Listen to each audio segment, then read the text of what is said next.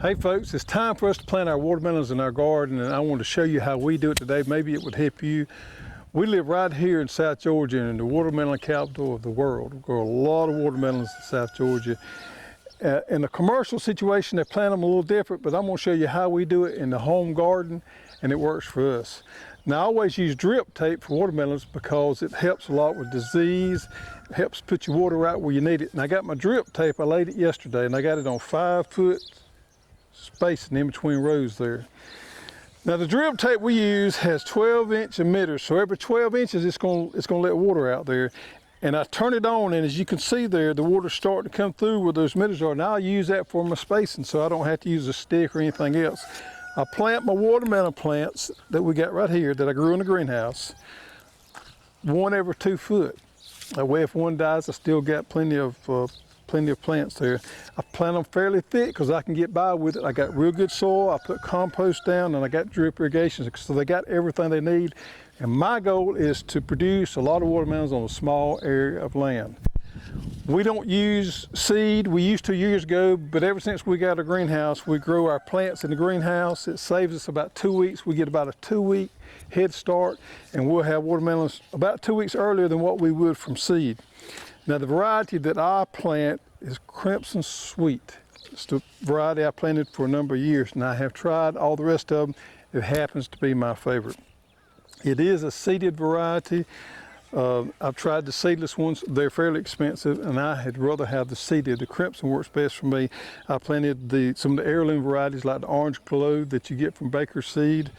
I planted some of the Moon and Stars and other things, and I just prefer this Crimson Sweet over any of them because it stores better for me. It's got better eating quality. It's a nice round watermelon, gets about 20-25 pounds. It was developed around 1964, and it was bred for disease resistance. It is resistant to anthracnose and fusarium wilt. Both of them are detrimental to watermelons. So with this particular variety, I do get some resistance to those two diseases there, which helps a lot. So I'm gonna plant them about every 2 foot there. The drip tape's probably about, I don't know, 2 or 3 inches below the soil here, and that works really good because it keeps the drip tape level with the face coming up so it don't twist around.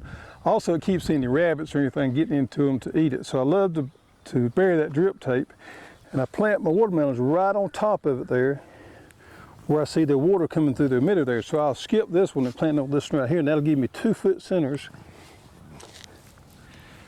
Now these watermelon plants that I grow in the greenhouse in these little trays, sometimes are hard to get out of there. So I just take a pencil and come through the back end and pop them up. And they come out whole like that.